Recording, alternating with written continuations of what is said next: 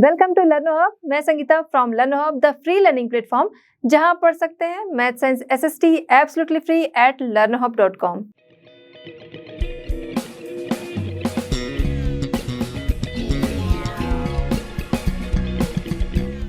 बच्चों, आज हम डिस्कस करेंगे आईसीएसई क्लास 8। टॉपिक हमारा है rise of British power in Bengal.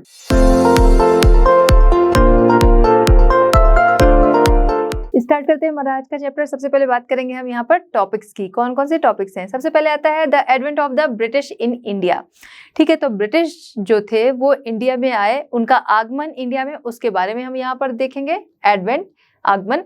ठीक है, the English east India company, इसके बारे में हम देखेंगे। इंग्लिश ईस्ट इंडिया कंपनी क्या थी, कब आई, इसके ये जानेंगे। फिर आता है the French east India company. ठीक है, तो इसके बारे में देखेंगे। फिर आता है एंग्लो फ्रेंच राइवलरी। अब ये दो आ गए तो राइवलरी तो रहेंगे ही, तो ये हम लोग जानेंगे। ठीक है, कि क्या चीजें होती हैं। नेक्स्ट आता है rise of British power in Bengal. Bengal में ब्रिटिश पावर जो है उसका उदय होता है, इसके बारे में हम लोग जानेंगे कि ब्रिटिश जो आते हैं बाहर से, ठीक है, बंगाल में उनका राइज किस तरीके से होता है। नेक्स्ट आता है battle of Plassey and battle of Buxar. बहुत ही इंपॉर्टेंट है, तो बिल्कुल ध्यान से इसको पढ़ेंगे एंड इंटरेस्टिंग है। नेक्स्ट आता है डुअल गवर्नमेंट इन बंगाल। ठीक है, बंगाल में डुअल गवर्नमेंट के बारे में हम लोग देखेंगे कि यहाँ पर बंगाल जो था वहां पर दो गवर्नमेंट किसकी थी। चलिए बच्चों, स्टार्ट करते हैं हमारा आज का chapter the advent of the British in India. यहाँ से हमारी स्टार्ट होगी, यानी कि ब्रिटिश जो थे उनका भारत में आगमन। देखिए, पहले तो वो लोग किस तरीके से आए थे, एज अ ट्रेडर आए थे। फिर उसके बाद किस तरीके से चीजें उन्होंने चेंज की कि एज अ ट्रेडर जो बन के आया था, फिर बाद में वो यहाँ का रूलर बन गया। ठीक है, चलिए, बहुत इंटरेस्टिंग है, इसलिए बिल्कुल ध्यान से एक एक चीज समझिएगा। तो ब्रिटिश जो थे वो यहाँ पर आए थे as a trader 17th century में। ठीक है, तो 17th सेंचुरी में जब वो यहाँ पर आए ट्रेडर की तरफ, उससे पहले भी इंडिया के बहुत सारी कंट्रीज के साथ ट्रेड रिलेशन थे। इंडिया का जब पता नहीं था तो भी और लोगों के साथ थे। फिर उसके बाद यूरोपियन जो थे, जब उन्होंने पता लगा लिया कि यहाँ भी एक दुनिया है, ठीक है, जो कि काफ़ी फ्लरिश है, तो उसके बाद एज अ ट्रेडर लोग आने लगे, फ्रेंच, पुर्तगीज सभी लोग आने लगे। तो ऐसे में हुआ क्या कि अगर देखा जाए, ठीक है, जैसे ट्रेडर है, ट्रेडर कोई ट्रेड के लिए आता है, तो जिसको जो चीज़ खरीदनी है या बेचनी है तो वो आता है। ठीक है, या कह सकते हैं उनका 2-4 लोगों का, 4, 6, 8, 10 लोगों का ग्रुप होता है। ठीक है, इस तरीके से लोग जो थे वो एज अ ट्रेडर आया करते थे। तो इसी तरह ये लोग भी आए थे। फिर धीरे धीरे धीरे यहाँ पर उन्होंने अपनी कंपनी जो थी वो इस्टेब्लिश कर ली। ठीक है, मतलब ये कि पहले ये आए, उस समय और भी लोग जो थे वो यहाँ पर पहले से ट्रेड कर रहे थे। ठीक है, तो जितने उनके दुश्मन थे, दुश्मन क्या, राइवल्स जैसे कि कह सकते हैं कि ट्रेड करने वाले कई लोग थे। ठीक है, तो अगर क्या है कि कई लोग हैं तो उनका प्रॉफिट जो है उसी हिसाब से बटा हुआ है। तो इनको ये था कि हम जो हैं, हर किसी को रहता है कि मैं जो हूँ सब चीज़ें मेरे हाथ में होनी चाहिए। तो इनके और सारे राइवल्स थे। एक टाइम के बाद इन्होंने उन सभी को हटाया और उसके बाद पूरी इंडिया के एम्पायर जो है वो ये इस्टेब्लिश हुए। इसके लिए अगर देखा जाए माइलस्टोन का काम किसने किया, माइलस्टोन का काम किया बंगाल विक्ट्री ने। ठीक है, बंगाल विक्ट्री जो इनको मिलती है वो इनके लिए माइलस्टोन साबित होती है, जो कि इनका एज अ ट्रेडर जो ये आए थे वहां से रूलर बनने के लिए एक प्लेटफॉर्म देती है। नेक्स्ट टॉपिक है हमारा the English east India company. ठीक है, क्योंकि सारा खेल इसी का रहता है, तो यहाँ से हम लोग स्टार्ट करते हैं। तो ईस्ट इंडिया कंपनी की बात करें, ये स्टेब्लिश कब हुई थी? ये 1600 CE में स्टेब्लिश हुई थी। याद रखना है कब हुई थी, 1600 CE में स्टेब्लिश हुई थी ईस्ट इंडिया कंपनी। ठीक है, तो ये कंपनी किसकी थी? देखा जाए तो कुछ मर्चेंट्स थे, उनका कुछ ग्रुप था, छोटे छोटे ट्रेडर्स थे। ठीक है, कुछ छोटे छोटे मर्चेंट्स थे, उनका ग्रुप था जिन्होंने ये कंपनी बनाई। और उन्होंने कुछ राइट्स जो थे वो उनकी इंग्लैंड की, यानी कि जो क्वीन थी एलिजाबेथ फर्स्ट, याद रखना है कौन थी, एलिजाबेथ फर्स्ट क्वीन थी। तो उनसे इन्होंने कुछ प्रिविलेजेस जो थे, कुछ ग्रांटेड जो थे वो लिए। क्या कि वो इंडिया में जाकर इंडिपेंडेंटली ट्रेड करना चाहती हैं और क्वीन की तरफ से उनको ये राइट्स मिल गए। ठीक है, तो वो लोग यहाँ पर आ गए ट्रेड के लिए। अब क्या था, पहले क्या था कि पहले जैसे ट्रेडर हैं अलग अलग आते थे, अब क्या था, ये पूरी एक कंपनी जो है वो यहाँ पर आकर इस्टेब्लिश हो गई। तो ये चीज़ समझ में आ रहा है ना कि छोटी कंपनी हो या बड़ी हो, बट वो कंपनी का रूप जब ले रही है तो उसकी पावर जो है वो ज़्यादा है। ऊपर से राइट्स वो लेके आ रहे थे क्वीन के साथ, पास से, ठीक है। तो जब यहाँ पर वो आए इंडिपेंडेंटली ट्रेड के लिए, तो यहाँ से उन्होंने बहुत ज़्यादा प्रॉफिट कमाया। किस तरीके से? यहाँ की जो चीज़ें थी, जैसे यहाँ का कॉटन हो गया, यहाँ के मसाले हो गए, ठीक है, इंडिगो हो गया, ये सारी चीज़ें यहाँ से वहाँ पर जाती थी, ठीक है। यहाँ से चीज़ें खरीद के और यूरोप की मार्केट में वो लोग ले जाकर और बेचते थे वहाँ पर। तो यहाँ से काफ़ी कम रेट में चीज़ें खरीदते थे, वहाँ जाकर बहुत ऊँची कीमतों पर, हाई रेट पर उसे वहाँ पर बेचते थे, जिससे प्रॉफिट उनका बहुत ज़्यादा होता था। अब ये जो प्रॉफिट इतना होता था, तो जो क्वीन ने उन्हें राइट्स दिए थे यहाँ पर आकर ट्रेड करने के लिए, तो उसका कुछ परसेंट, मतलब कुछ कह सकते हैं प्रॉफिट जो था, कुछ उसका हिस्सा रानी को भी दिया करते थे। तो इस तरह से कंपनी जो थी वो प्रॉफिट कमा रही थी और उसका कुछ पोर्शन जो था वो रानी को भी, जो क्वीन थी, उनको भी प्रॉफिट के रूप में मिल रहा था। आगे कंपनी क्या करती है कि फर्स्ट फैक्ट्री जो है वो एस्टेब्लिश करती है। कहाँ पर करती है? सूरत में। कब? 1612 में, ठीक है। 1612 में, 1612 CE में कंपनी के द्वारा एक फैक्ट्री जो है, फर्स्ट फैक्ट्री जो है वो एस्टेब्लिश की जाती है। याद रखिएगा, फर्स्ट फैक्ट्री कहाँ पर एस्टेब्लिश हुई, कब हुई, ठीक है। तो कंपनी ने एक फैक्ट्री जो थी वो एस्टेब्लिश की। अब ये फैक्ट्री जो थी, देखा जाए तो किस लिए ये फैक्ट्री थी? फैक्ट्री का मतलब अगर हम सोचें तो फैक्ट्री का मतलब अगर ये लोग ट्रेड कर रहे थे, ठीक है, अगर हम फैक्ट्री से हमको ये समझ में आता है कि ये लोग ट्रेड कर रहे थे, तो वहां पर इनकी ट्रेडिंग वाली चीजें बनती होंगी। बट उस फैक्ट्री का काम क्या था? फैक्ट्री इसलिए खोली गई थी कि वो एक तरीके से कह सकते हैं उनका स्टोरेज था, ठीक है, स्टोर हाउस था। साथ ही साथ जो उनके कह सकते हैं डॉक्यूमेंट्स वगैरह थे, मतलब लिखा पढ़ी वाले जो भी काम थे वो सारे वहां पर होते थे, उनके पेपर्स वगैरह वहां पर होते थे, ठीक है। उसके अलावा क्या था कि जो कंपनी के लोग थे उनके लिए रेजिडेंशियल क्वार्टर वहां पर बनाए गए थे, ठीक है। तो उनके रहने की एक तरीके से व्यवस्था कर दी गई थी। इसके बाद और कई फैक्ट्रीज जो थी वो 1623 में खोली जाती हैं, ठीक है। 1623 में CE में कुछ और फैक्ट्रीज जो हैं वो इस्टेब्लिश की जाती हैं। कहाँ कहाँ पर? सूरत, भरूच, अहमदाबाद, आगरा, मसूलीपट्टनम, ठीक है। इन जगहों पर यहाँ पर फैक्ट्रीज जो हैं वो इस्टेब्लिश की जाती हैं। इसी दौरान मुगल बादशाह थे उस समय, जहांगीर। तो जहांगीर के दरबार में जाता है कौन? थॉमस रो, जो कि क्या रहता है इनका? सर थॉमस रो जाते हैं, जो कि इनके कौन रहते हैं? एम्बेसडर रहते हैं, ठीक है। कंपनी के एम्बेसडर रहते हैं सर थॉमस रो। वो जाते हैं जहांगीर के दरबार में। किस लिए जाते हैं वहां पर वो उनसे ट्रेड कंसेशन जो है वो चाहते हैं और उन्हें मिल जाता है। ट्रेड कंसेशन किस तरीके से? जैसे अगर ट्रेड करना है तो कस्टम ड्यूटीज वगैरह देनी होती है, ठीक है। तो उसमें क्या है कि उतनी ना देनी पड़े, ठीक है, या तो ना देनी पड़े, इस तरीके की चीज की, जैसे क्या है उनका जो प्रॉफिट है वो उनको और ज्यादा बढ़ के मिले, ठीक है। जो कस्टम ड्यूटीज चली जा रही हैं वो ना देनी पड़े, उसके अलावा इंडिपेंडेंटली वो ट्रेड कर सके, इन चीजों के लिए वो वहां पर गए और वहां पर उन्होंने कंसेशन जो था वो उनसे लिया। इसी दौरान कंपनी ने क्या किया? मद्रास, जो कि आज चेन्नई कहा जाता है, ठीक है, तो वहां पर एक लोकल रूलर था, उससे उसने उसे खरीद लिया, ठीक है। किसे? मद्रास को खरीद लिया, ठीक है। तो किस तरीके से, मतलब लोकल रूलर कौन था? जैसा कि हम लोगों ने पहले भी चैप्टर में पढ़ा, लोकल रूलर का मतलब ये था कि जैसे एक सेंटर में बैठा हुआ है, ठीक है, तो कई प्रोविंसेस होती थी, ठीक है, बनी होती थी, जहां पर अलग अलग लोगों को बिठा दिया जाता था कि वो वहां से रूल करें, जिन्हें कि गवर्नर वगैरह कहा जाता था, ठीक है। तो वही लोकल रूलर था जिसने कि क्या किया? कंपनी को मद्रास जो था वो दे दिया। अब कंपनी ने इससे क्या किया? कब दिया था? 1639। कब दिया?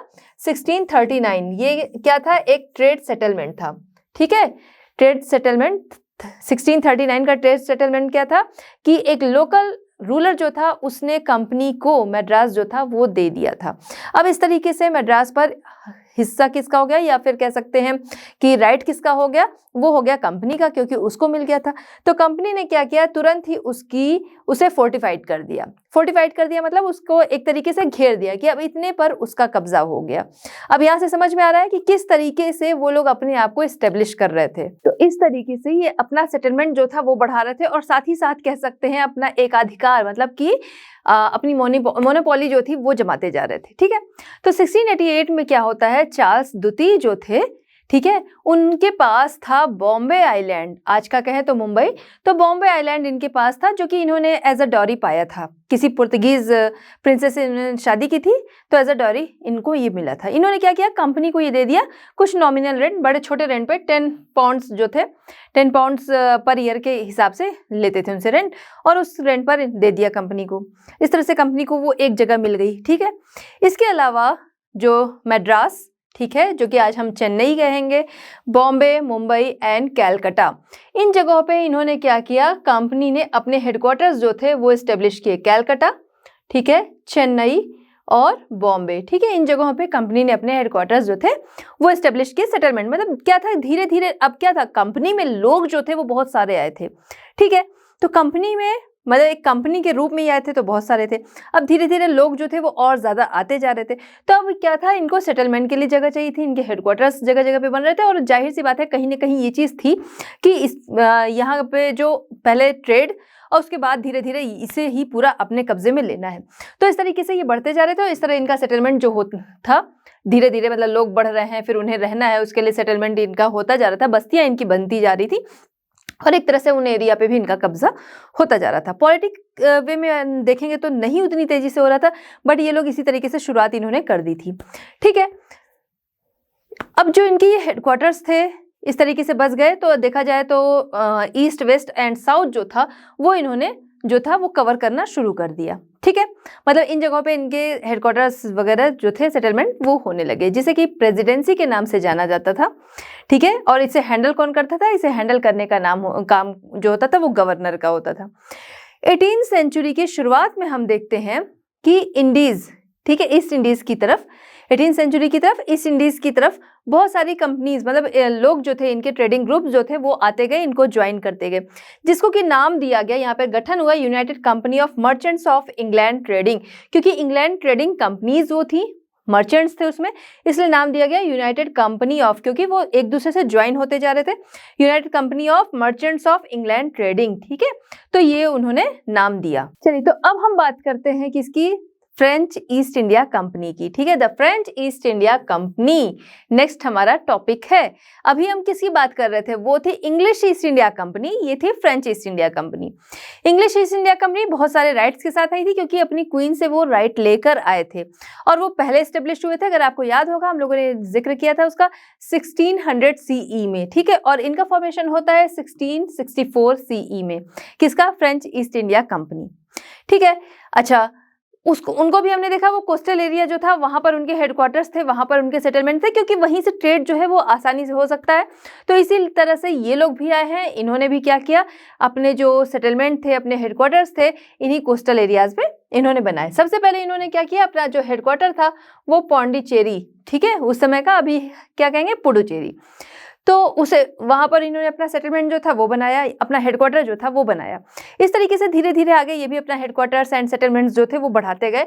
जैसे कि आंध्रा की तरफ चलें तो माहे, ठीक है, सॉरी, आंध्रा की तरफ चलते हैं तो मसूलीपट्टनम, ठीक है, फिर उसके बाद चांद नागौर इधर कोलकाता की तरफ, माहे कालीकट की तरफ आते हैं, और इसके अलावा सूरत, ठीक है, तो इन सारे कोस्टल एरियाज में भी इन्होंने भी अपने सेटलमेंट्स जो थे वो बनाए। मतलब ये कि ट्रेडिंग कंपनी, जैसे बहुत सारे लोग आए, अब उनको रहने के लिए जगह चाहिए ना, तो वो धीरे धीरे उन जगहों पे अपना सेटलमेंट, अपना बसाव जो था वो उन्होंने शुरू कर दिया, और जगह जगह पे इनके हेडक्वार्टर्स बनने लगे। जब तक फ्रेंच ईस्ट इंडिया कंपनी जो थी वो यहाँ पर आई और अपने सेटलमेंट कर रही थी यहाँ, उससे पहले ही, क्योंकि वो लोग पहले आ चुके थे, और हमने पहले भी जिक्र किया कि उन्होंने पहले ही ये सारी जगहें जो थी वो ऑक्यूपाई कर रखी थी, ठीक है, तो उनके पहले ही काफ़ी कोस्टल एरियाज जो था वो उन्होंने घेर रखा था, जब तक ये फ्रेंच ईस्ट इंडिया कंपनी जो थी वो यहाँ पर आई, ठीक है, यहाँ तक क्लियर। चलिए आते हैं next topic, Anglo French rivalry, ठीक है, तो एंग्लो फ्रेंच जो थे ये दोनों आपस में एक दूसरे के कह सकते हैं कट्टर दुश्मन थे, प्रतिद्वंदी थे, इन दोनों के बीच में बहुत कंपटीशन था। देखिए, पहले इंग्लिश ईस्ट इंडिया कंपनी आई, फिर फ्रेंच ईस्ट इंडिया कंपनी आई, लेकिन इससे पहले पुर्तगीज जो थे, डच जो थे, वो यहाँ पर ट्रेड कर रहे थे। अब क्या था, हर कोई चाहता है कि कहीं पर भी हम देखें, कोई भी बिजनेस हो अगर कोई शुरू कर रहा है, ठीक है, तो उसमें वो हर कोई यही चाहेगा कि मेरा ही प्रॉफिट हो, मैं ही सबसे आगे रहूं। वही चीज यहाँ पर था, लेकिन यहाँ पर ये चाहते थे कि सब कुछ मेरे हाथ में हो। कई बार हम देखें अपने आसपास भी, अगर कोई बिजनेस है तो हर कोई यही चाहता है कि सब कुछ मेरे हाथ में हो, ठीक है, तो यहाँ पर भी यही चीज था कि ये लोग चाहते थे सबसे सारी पावर जो है वो हमारे पास हो। इसमें होता क्या है, जो पुर्तगीज थे उन्हें इन्होंने बाहर कर दिया, डच पहले ही बाहर हो गए इनकी वजह से। इसके बाद सामने बस दो पावर बचती हैं, मेजर पावर जो बचती हैं वो क्या थी, ब्रिटिश एंड फ्रेंच। अब ये दो पावर बची, British and French, Portuguese and Dutch पहले ही बाहर हो गए। ये दोनों जब बची तो ऐसा नहीं था कि इन्होंने बोला कि चलो अब 50-50 हम लोग कर लेते हैं, तुम भी ट्रेड करो हम भी ट्रेड करें, दो तो बाहर हो गए, हम दो के बीच में आराम से काम चल जाएगा। बट ऐसा कुछ नहीं था। फाइट जब दो बचते हैं, देखिए कोई भी मैच होता है, जब फाइनल मैच होता है तो और ज्यादा फाइट होती है, वही चीज यहाँ पर थी कि दो ही बचे थे तो फाइट इनके बीच में और ज्यादा थी। अच्छा, इस ज्यादा फाइट का एक और कारण था, ये दोनों ही चाहते थे कि कब्जा जो है पूरा पूरा हमारा ही हो। ठीक है, ट्रेड मोनोपोली इंडिया में ये दोनों ही चाहते थे कि हमारा ही कब्जा हो। अच्छा, इसमें एक एडवांटेज इनको और मिला कि मुगल एम्पायर जो था, ठीक है, पहले वो क्या था, बहुत बड़ी पावर था, ठीक है, वही कब्जा कर रहे थे हर जगह। अब क्या था कि वो धीरे धीरे वीक होने लगा था। क्यों? क्योंकि उनके जो सक्सेसर थे बहुत अच्छे नहीं थे, आपस में फाइट होती रहती थी, ये सारी चीजें थी, तो उसका इन्होंने फायदा उठाया। ठीक है, अब क्या था, इनके बीच की फाइट इतनी ज्यादा थी जिसने की एक वॉर का रूप ले लिया। ठीक है, अब हम इसको एक तरीके से और समझ सकते हैं कि इनके बीच की फाइट और ज्यादा क्यों थी। एक तो ट्रेड को, यहाँ पे ट्रेड मोनोपोली जो थी अपनी इस्टेब्लिश करने के लिए थी ही कि मेरा ही अधिकार हो, मेरा ही एकाधिकार हो। इसके अलावा क्या था कि यूरोप में भी इनके बीच में युद्ध होते रहते थे, समझिएगा। तो जब वहां पर युद्ध होते थे तो यहाँ पर इनकी फाइट जो थी वो थी तो ट्रेड को लेके, लेकिन वो फाइट उस वजह से और बढ़ जाती थी। क्यों बढ़ जाती थी? क्योंकि वहां पर पहले ही फाइट होती रहती थी। जैसे अगर हम समझें, जैसे हम कोई मैच देखते हैं, हमारे यहाँ हो रहा है, ठीक है, किसी भी कंट्री के साथ मैच हो तो हम वहां पर देखते हैं हार और जीत। हर कोई चाहता है हमारी कंट्री ही जीते, बट वहां पर एक फाइट होती है उस मैच के लिए। अभी यही मैच अगर हमारा होता है पाकिस्तान के साथ, चाहे फुटबॉल मैच ले लें, क्रिकेट मैच ले लें, कोई भी मैच ले लें, तो वहां पर क्या होता है, वहां पर उस मैच की फाइट के अलावा एक दूसरी फाइट चल रही होती है ना। अगर उसमें हमें जीत मिलती है तो क्या होता है, हम और ज्यादा खुश होते हैं। ठीक है, तो वही चीज यहाँ पर भी थी कि इनके बीच में ट्रेडिंग फाइट तो चल रही थी, लेकिन वहां के फाइट का भी पूरा पूरा असर था। वहां पर फाइट तेज हो जाए तो यहाँ भी फाइट तेज हो जाती थी। ये चीजें चल रही थी जिसने कि युद्ध का रूप ले लिया, और इसी में इनके बीच में बैटल ऑफ कर्नाटिक, ठीक है, ये हुआ। 3 युद्ध हुए, जिसमें से जो तीसरा युद्ध था वो फाइनल युद्ध था एक तरीके से, जहां से फ्रांस जो था वो बाहर हो जाता है, और अब पूरा पूरा जो कंपनी है ब्रिटिश ईस्ट इंडिया कंपनी, ठीक है, तो अब क्या होता है कि वो यूरोपियन कंपनी जो थी उसको उसने बाहर कर दिया, मतलब उस कंपटीशन से तो अब निकल आई। अब उनके हाथ में क्या रह गया, इंडिया और उसके रिसोर्सेज जो हैं उसे कॉन्क्वेस्ट करना। ठीक है, अब इनका एम जो था वो यही रह गया। Rise of British power in Bengal, आते हैं नेक्स्ट टॉपिक, और बड़ा ही इंपॉर्टेंट टॉपिक। ठीक है, तो ब्रिटिश पावर जो है बंगाल में, उसका उदय इस समय अगर देखें तो 18th सेंचुरी का जो बंगाल था वो किस तरीके का था। 18th सेंचुरी का बंगाल बहुत ही रिच था, लैंड बहुत फर्टाइल थी। तो जाहिर सी बात है, लैंड अगर फर्टाइल हो रही है तो जो खजाना है गवर्नमेंट का, उसमें एक अच्छी खासी करेंसी जो है वो जुड़ती जा रही है। ठीक है, अच्छा खासा वहां पर वेल्थ जुड़ती जा रही है। इसके अलावा बहुत सारे रिसोर्सेज भी थे, जिसकी वजह से पैराडाइज ऑफ द अर्थ कहा जाता था बंगाल को। और बंगाल की यही प्रॉस्पेरिटी जो थी, उसने बहुत सारे ट्रेडर्स जो थे उन्हें अट्रैक्ट किया। यूरोपियन ट्रेडर्स जो थे, जैसे हॉलैंड, फ्रांस एंड इंग्लैंड, इन जगहों से ट्रेडर्स जो थे वो यहाँ पर आए ट्रेड के लिए। ठीक है, तो यूरोपियन ट्रेडिंग कंपनीज जो थी इस तरीके से धीरे धीरे आती गई और बंगाल में अपने सेटलमेंट वो लोग करती गई, यानी धीरे धीरे अपनी बस्तियां वहां पर बसाती गई।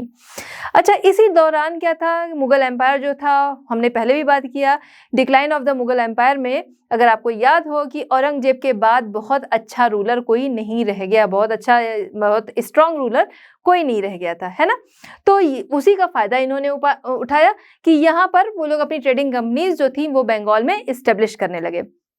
अब इसके बाद क्या हुआ, इसके बाद देखा जाए तो सबसे ज्यादा पावर जो थी ब्रिटिश ईस्ट इंडिया कंपनी की थी, क्योंकि वो वैसे भी राइट्स लेके आए थे, और उसके अलावा अपने आप को उन्होंने काफी इस्टेब्लिश कर लिया था, लोगों को डोमिनेट करने लगे थे। ठीक है, तो इस तरीके से उन्होंने क्या किया कि हमने बात अभी की कि मुगल एम्पायर बहुत स्ट्रांग नहीं रह गया था, जिसकी वजह से उन्होंने प्रेशर डाला, और 1717 में फारूक शियर थे। ठीक है, 1717 में फारूक शियर थे, जिनसे कि इन्होंने कुछ प्रिविलेजेस जो थे वो मांगे, किसके लिए, ट्रेड के लिए।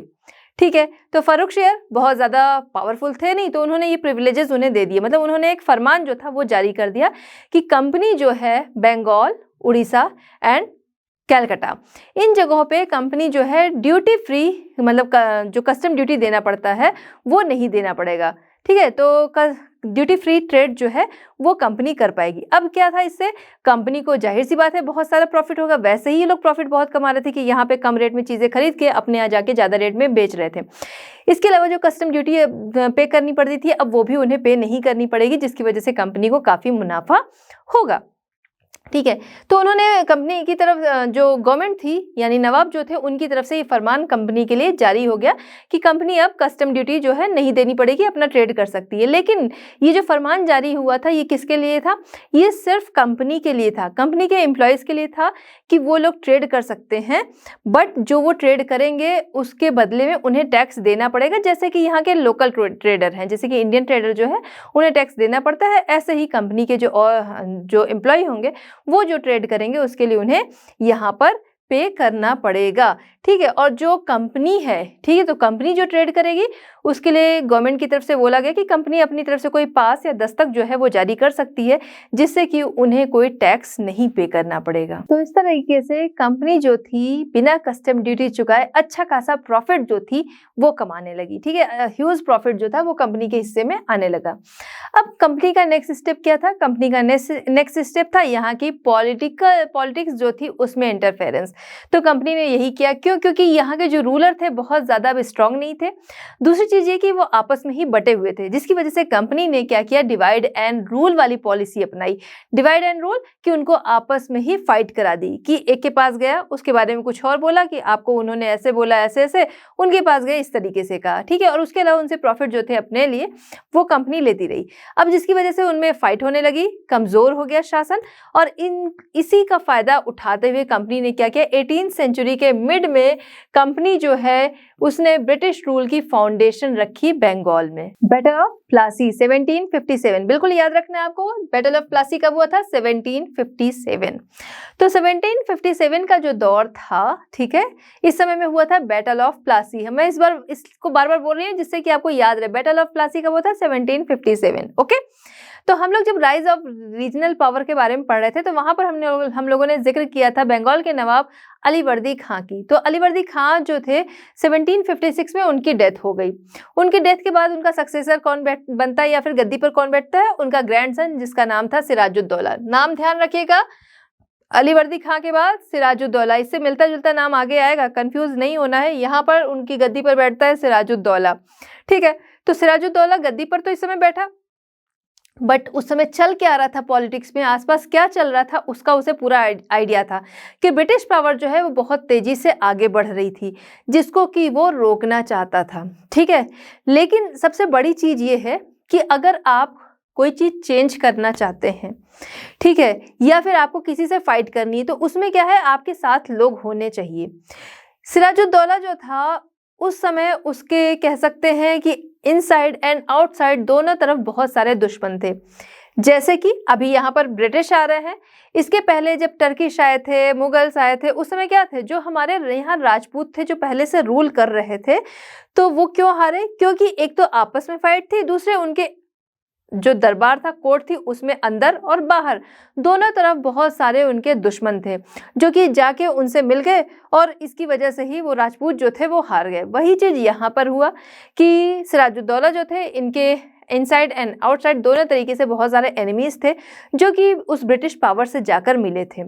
अच्छा, उनकी पावर जो बढ़ रही थी उसे रोकने के लिए इन्होंने सबसे पहले क्या किया, इन्होंने बोला जैसे कि इंडियन ट्रेडर हैं, सिराजुद्दौला ने बोला जो इंडियन ट्रेडर हैं वो क्या कर रहे हैं, वो क्या करते हैं, वो टैक्स पे करते हैं। इंडियन ट्रेडर टैक्स पे करते हैं, उसी तरीके से कंपनी जब यहाँ पर ट्रेड कर रही है तो उसको भी टैक्स पे करना पड़ेगा। इसलिए कंपनी को बोला कि तुम भी टैक्स पे करो जिस तरीके से यहाँ के जो ट्रेडर हैं वो पे कर रहे हैं। कंपनी को बड़ा बुरा लगा। क्यों? क्योंकि कंपनी ने पहले ही फरमान जो था वो जारी करवा रखा था। आपको याद होगा, अभी यहीं पे हम लोग डिस्कस किए हैं पहले की स्लाइड में ना, कि 1717 में फर्रुखशियर जो थे उनसे कंपनी ने फरमान जारी करवा लिया था कि बंगाल, बिहार एंड उड़ीसा इन तीनों के साथ जगहों पर ये ट्रेड करेंगे और वहां पर कस्टम ड्यूटी ये पे नहीं करेंगे। ठीक है, तो वहां पर ये फरमान जारी कर दिया गया था। तो अब क्या था, अब सिराजुद्दौला कह रहे थे नहीं, तुमको टैक्स यहाँ पर पे करना पड़ेगा, जिसकी वजह से कंपनी जो थी, कंपनी के लोग जो थे वो बहुत ज़्यादा नाराज़ हुए और उन्होंने बिल्कुल मना कर दिया कि नहीं, हमने तो पहले से ही फरमान जारी करवा रखा है, हम टैक्स पे नहीं करते, आगे भी हम पे नहीं करेंगे। जिसकी वजह से नवाब जो थे बहुत नाराज़ हो गए। जाहिर सी बात है, वो नवाब है भाई, रूलर है, कोई बाहर से आया है और वो कह रहा है कि रूलर जो कह रहा है उसकी बात नहीं मान रहा है तो नाराज होगा। तो इसकी वजह से नवाब जो थे बहुत नाराज हो गए। कंपनी ने एक और काम किया, अपनी पावर बढ़ ही रही थी और ये पता था कि हमारे ही आदमी कोर्ट में भी बैठे हैं, हमारे आदमी बाहर भी बैठे हैं जो कि हमारा साथ देंगे, इसलिए कंपनी ने फोर्टिफाइड कराना शुरू कर दिया। मतलब कोलकाता को उन्होंने फोर्टिफाइड कर दिया। मतलब क्या किया कि एक तरीके से कैलकाटा, उस समय का कैलकाटा, तो कैलकाटा को उन्होंने एक तरीके से घेर लिया। ठीक है, तो ये क्या था, ये एक तरीके से जो नवाब थे, जो रूलर थे, ठीक है, कह सकते हैं कि उनकी पावर को चेक करना भी था।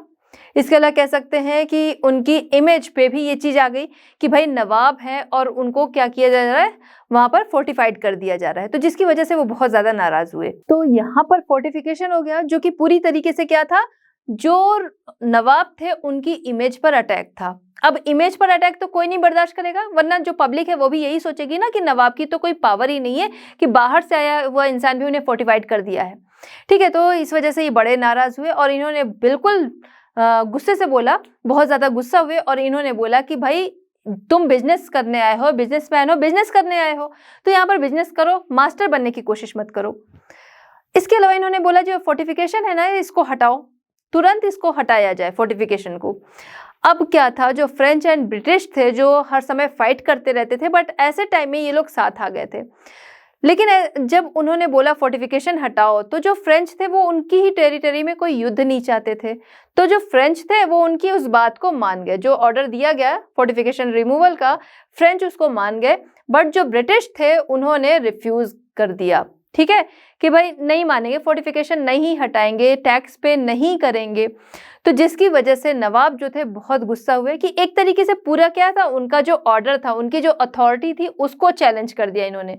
जिसकी वजह से नवाब ने अब आगे समझा कि अब क्या है कि ये जो ब्रिटिशर्स हैं इनको एक लेसन जो है वो पढ़ाना बहुत ज़रूरी है, यानी कि इनको सबक सिखाना बहुत ज़रूरी है। अब क्या होता है, नवाब जो बहुत गुस्सा थे तो अपनी एक बड़ी सेना, क्योंकि उन्होंने ठान लिया था कि अब इनको सबक सिखाना है। तो आपको याद होगा अभी 1690 हम लोगों ने पढ़ा था विलियम फोर्ट, है ना, तो वही विलियम फोर्ट पे ये जाते हैं अपनी एक बड़ी सेना लेके और विलियम फोर्ट कैलकाटा जो था उसे ये क्या कर लेते हैं, कैप्चर कर लेते हैं। ठीक है, कब, 1756 में। आगे हम देखते हैं रिकवरी ऑफ कैलकाटा। कैलकाटा जिसे कि नवाब जो थे उन्होंने कैप्चर कर लिया था, अब उसकी रिकवरी किस तरीके से होगी। रॉबर्ट क्लाइव जो कि नायक ऑफ अर्कोट कहे जाते हैं, ठीक है, तो ये क्या करते हैं, एक बड़ी सेना लेके आते हैं मद्रास की तरफ से, एक बड़ी सेना जनवरी 1757 में लेके आते हैं और फिर दोबारा से जो कैलकाटा था उसे ये कैप्चर कर लेते हैं, यानी कि उस पर अपना कब्जा कर लेते हैं। अब क्या था, जो नवाब थे उनकी पावर तो बहुत ज़्यादा नहीं थी, क्यों, क्योंकि उनके अब जो ब्रिटिश थे इनकी पावर बहुत ज़्यादा थी, इनके पास सेना थी, साथ ही साथ अपनी ही लोग जो थे वो अपने दुश्मन बन चुके थे, यानी कि अपनी सेना के लोग, अपनी कंट्री के लोग, अपने स्टेट के लोग जो थे उसमें ही बहुत सारे उनके दुश्मन थे, जिसकी वजह से नवाब की पावर अब यहाँ पर कम होने लगी थी। तो अब क्या था कि नवाब जो थे, ठीक है, नवाब ने क्या किया, नवाब को फोर्स किया गया कि वो उनकी बातों को माने, उनकी मांगों को माने, और नवाब जो थे अब उनके पास पावर रह नहीं गई थी, जिसकी वजह से नवाब ने उनकी सारी डिमांड्स जो थी वो एक्सेप्ट कर लिए कि भाई जो जो तुम कह रहे हो ठीक है, हम मानेंगे, हम तुम्हारे अंडर में ही रहेंगे, तुम टैक्स नहीं देना चाहते हो मत दो। मतलब नवाब ने उनकी सारी मांगे मान ली। लेकिन अब क्या था, अब इनको कुछ और दिख रहा था। अब इनको ये दिख रहा था कि जो हमारी डिमांड है सिर्फ वही नहीं, हमें और कुछ भी चाहिए, यानी कि अब ये चाहते थे एक पपेट रूलर, कि जो ये कहें वही वो करे। ठीक है, तो अब आगे हम एक पपेट रूलर देखेंगे जो कि ये लोग चाहते थे। Conspiracy to replace Sirajuddaula. अब सिराजुद्दौला को रिप्लेस करने की बात हो रही थी, किससे? एक पपेट रूलर जो कि उनके इशारों पर ही चले, ऐसा रूलर वो चाह रहे थे। सिराजुद्दौला हो सकता है अभी उनकी बात मान रहा है, आगे उनके अगेंस्ट आ जाए, क्योंकि सिराजुद्दौला का एक रूप वो देख चुके थे। तो वो चाह रहे थे कि पूरी तरह से जो उनकी बातें माने ऐसा रूलर हो। इसके लिए वो चाह रहे थे कि नवाब जो है सिराजुद्दौला, उसे वो उखाड़ फेंके, ओवरथ्रो करें। ठीक है, अब इसके लिए उन्होंने क्या किया कि जो कमांडर इन चीफ था नवाब की आर्मी का, जिसका नाम था मीर जाफर, ठीक है, क्या नाम था उसका? मीर जाफर। कौन था वो? Commander in chief. कहां पर? सिराजुद्दौला के कोर्ट में या सिराजुद्दौला के शासन में। ठीक है, तो मीर जाफर को ये लोग क्या करते हैं? लालच देते हैं कि भाई हम तुम्हें नवाब बनाएंगे, हम तुम्हें बहुत सारी वेल्थ देंगे, तुम हमारे साथ हो जाओ, जैसा हम कह रहे हैं वैसा करो। तो उसको भी बड़ा लालच हुआ कि भाई हम नवाब तो कभी नहीं बन पाएंगे, ठीक है, अब ये हमें नवाब बनाएंगे, तो इसलिए वो उनकी बात मान जाता है। एक ट्रीटी उससे साइन करा लेते हैं। अब जो ट्रीटी उससे साइन कराते हैं, वो ट्रीटी मतलब वो पेपर्स जो थे वो किसके सामने लाते हैं? सिराजुद्दौला के सामने, जिसमें कि इम्पॉसिबल डिमांड्स थी। ठीक है, ऐसी डिमांड्स थी कि जो कि पूरी ना की जा सके। तो सिराजुद्दौला जो थे उन्होंने बिल्कुल इस चीज को मना कर दिया कि भाई ये डिमांड जो है वो मैं नहीं मानूंगा, मैंने इस पे साइन भी नहीं किया, मतलब ये ट्रीटी मैंने नहीं साइन की है। लेकिन मीर जाफर जो कि उनका कमांडर चीफ था, ठीक है, कमांडर इन चीफ, वो उन्हीं की तरफ से साइन किया गया था। इसलिए अब यहाँ पर युद्ध जो था वो बहुत ही जरूरी हो गया था, क्योंकि भाई ट्रीटी साइन हुई है, आप उसको नहीं मान रहे हैं, तो यहाँ पर युद्ध होगा। Battle of Plassey. आते हैं अब हम मेन टॉपिक पे, बैटल ऑफ प्लासी 1757। अभी तक क्या था? एक भूमिका हम लोग पढ़ रहे थे कि ये जो युद्ध था बैटल ऑफ प्लासी जो था वो क्यों हुआ। ठीक है, तो स्टेप बाय स्टेप चीजों को हम लोग पढ़ रहे थे, भाई ये युद्ध कैसे हुआ वो हम लोग देखेंगे। तो यहाँ पर इम्पॉसिबल डिमांड्स जो थी वो नवाब के सामने रखी गई। वैसे भी ये क्या था? ये एक तरीके से उनके खिलाफ साजिश थी कि वो नहीं मानेंगे तो आगे हम लोग युद्ध करेंगे ही। तो यहाँ पर उनके डिमांड्स जो थे उन्होंने नहीं मानी, जिसकी वजह से युद्ध जो था वो शुरू हो गया। ब्रिटिश की तरफ से रॉबर्ट क्लाइव जो था वो नेतृत्व कर रहा था, लीडरशिप कर रहा था अच्छी खासी सेना के साथ। दूसरी तरफ नवाब, उनकी खुद की भी आर्मी थी, 50,000 आर्मी के साथ नवाब जो थे वो उनकी लीडरशिप कर रहे थे। ठीक है, बैटल ऑफ प्लासी जो कि 23 जून 1757 को लड़ा गया। ठीक है, प्लासी का जो मैदान था वहां पर। अब युद्ध लड़ते लड़ते जो नवाब थे उन्हें रियलाइज हुआ कि मीर जाफर जो है वो उनके साथ नहीं है, यानी कि मीर जाफर ने क्या किया? उनके साथ विश्वासघात किया। ट्रीटी वगैरह की तो बात थी, लेकिन तब तक उन्हें यह अंदाजा नहीं लगा था कि मीर जाफर क्या कर रहा है, उनके साथ इतना बड़ा विश्वासघात कर रहा है। अब युद्ध करते करते उन्हें ये रियलाइज हुआ कि भाई मीर जाफर जो है वो हमारे खिलाफ जा चुका है, वो अंग्रेजों से जाकर मिल गया है। ठीक है, तो इस वजह से नवाब जो थे अब उन्हें समझ में आ गया कि मीर जाफर जो कि कमांडर इन चीफ है, एक अच्छी खासी सेना भी उसके साथ होगी, है ना। तो जिसकी वजह से अब ये डर कर भागने लगे, युद्ध से भागने लगे। लेकिन ब्रिटिश जो थे इसी ताक में थे, उन्होंने इनको पकड़ा और इनको मार दिया। ठीक है, तो इस तरीके से जो सिराजुद्दौला थे उनकी डेथ हो गई। और इसके बाद मीर जाफर, जिससे कि जो ब्रिटिश थे उन्होंने वादा किया था कि भाई तुम हमारे साथ हो जाओ, हम तुम्हें नवाब बनाएंगे, आगे मीर जाफर जो है वो अब बंगाल का नवाब डिक्लेयर होता है। तो इस तरीके से बैटल ऑफ प्लासी, सिराजुद्दौला की डेथ हो गई, उसे मतलब मार दिया गया, और उसके बाद मीर जाफर जो था उसे नवाब बना दिया गया। और वो नवाब जो कि पपेट रूलर जो जैसा ये लोग चाहते थे उस तरीके का नवाब उनको मिल गया। अब इसका रिजल्ट क्या हुआ वो हम लोग देखते हैं। ठीक है, रिजल्ट ये हुआ कि कंपनी जो थी, ठीक है, तो कंपनी क्या चाह रही थी? Free trade. बात यहीं से शुरू हुई थी सिराजुद्दौला के आने पे। तो अब कंपनी को पूरे राइट्स मिल गए, मतलब कोई अब उनके अगेंस्ट आवाज उठाएगा नहीं, क्योंकि जो रूलर है वो उन्हीं का बैठाया हुआ है। तो अब कंपनी जो है वो फ्री ट्रेड कर सकती है, बंगाल, बिहार एंड उड़ीसा, इसके राइट्स मिल गए। इसके अलावा क्या रहा? कंपनी जो है उसको 24 परगनाज की जमींदारी मिल गई। 24 परगना मतलब जो टाउन्स, डिस्ट्रिक्ट, विलेजेस, ठीक है, ये सारे परगना कहे जाते थे। 24 परगना की जमींदारी उन्हें मिल गई, यानी कि जो लैंड है वहां से जो रेवेन्यू वगैरह कलेक्ट होगा वो कंपनी को मिलेगा। ठीक है, तो यहाँ भी प्रॉफिट, यहाँ भी प्रॉफिट। इसके अलावा एक और बहुत बड़ा प्रॉफिट, क्योंकि उन्होंने भाई मीर जाफर को नवाब बनाया, उनकी आर्मी जो है उसके रखरखाव के लिए खर्चे चाहिए, इसके लिए नवाब से उन्होंने 300 लाख से ज़्यादा रुपीस लिए। आज के टाइम में ही इसकी बहुत ज़्यादा वैल्यू है, और उस टाइम में सोचिए उन कंपनी ने मीर जाफर से इतने रुपीस जो थे वो लिए। चलिए अब इस युद्ध की इंपॉर्टेंस हम लोग देखते हैं। रिजल्ट हमने देख लिया कि क्या हुआ, कौन सी भरपाई करनी पड़ी, इंपॉर्टेंस क्या रही वो देखते हैं। सबसे पहली चीज कि ये जो युद्ध था वो पूरी तरह से इंडियन हिस्ट्री का टर्निंग पॉइंट था। आप सोचिए अगर मीर जाफर ने विश्वासघात वहां ना किया होता तो हो सकता है हमारी हिस्ट्री कुछ और होती। ठीक है, तो मीर जाफर ने विश्वासघात किया और जिसकी वजह से यहाँ की हिस्ट्री जो थी वो पूरी तरह से चेंज हो गई, और यही इनके लिए टर्निंग पॉइंट था, जिसने कि इनके लिए एक रास्ता बनाया कि वो यहाँ पर अपना राज जो है वो इस्टेब्लिश कर सकें। ठीक है, तो उनकी पावर जो है वो यहाँ इस्टेब्लिश हो सके। दूसरा ये कि जो ट्रेडिंग कंपनी थी वो क्या बन गई, वो अब यहाँ पर उसके हाथ में पॉलिटिकल पावर आ गई। ठीक है, ये लोग तो ट्रेड करने आए थे, तो अब क्या है, बंगाल की पूरी पूरी पावर इनके हाथ में आ गई। ठीक, इसके अलावा नवाब, एक ऐसा नवाब जो कि पपेट था, जिसका कि कह सकते हैं पपेट जो कि कहते हैं ना उसमें डोर से चलता है, अब वो डोर इनके हाथ में थी। ठीक है, ऐसा नवाब जो कि इनके हाथों से चलेगा, वो नवाब अब बंगाल में बैठ गया।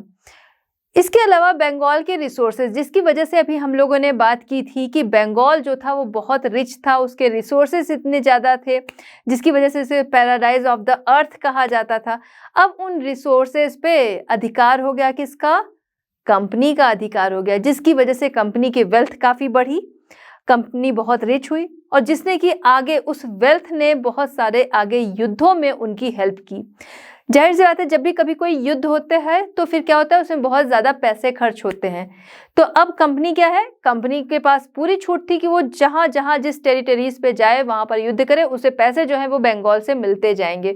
और इसी तरीके से जो अभी हम लोगों ने बात की थी 3 कर्नाटिक वॉर जो हुए थे, जिनमें से थर्ड जो था वो निर्णायक वॉर था, जहां से एक रिजल्ट निकला कि फ्रेंच जो है वो अब पूरी तरह से बाहर हो जाएं। उस वॉर को लड़ने में जो वेल्थ चाहिए थी वो उनको इसी रिसोर्सेज से मिली। तो मीर जाफर जो कि एक बहुत ही वीक रूलर था, ठीक है, जिसके पास रिस्पॉन्सिबिलिटी तो थी बट उसके पास पावर नहीं थी, क्योंकि वो भाई रूलर था ना, तो जब वो रूलर था तो उसके पास जाहिर सी बात है रिस्पॉन्सिबिलिटी है कि सारी चीज़ें उसको सही तरीके से करनी है, बट उसके पास पावर नहीं है। क्योंकि वो पावर किसके पास थी, वो पावर कंपनी के पास थी, क्योंकि ये कंपनी के हाथों की कठपुतली था, कंपनी के अकॉर्डिंग इसको चलना था। तो कंपनी ने बहुत बुरी तरह से बंगाल को लूटा, उसकी वेल्थ जो थी पूरी तरह से लूट डाली, मतलब उसके रिसोर्सेज जो थे पूरे खत्म कर दिए। तो इस तरीके से कंपनी ने बंगाल को एक पूरा बर्बाद कर दिया। अब क्या था, कुछ रह ही नहीं गया था।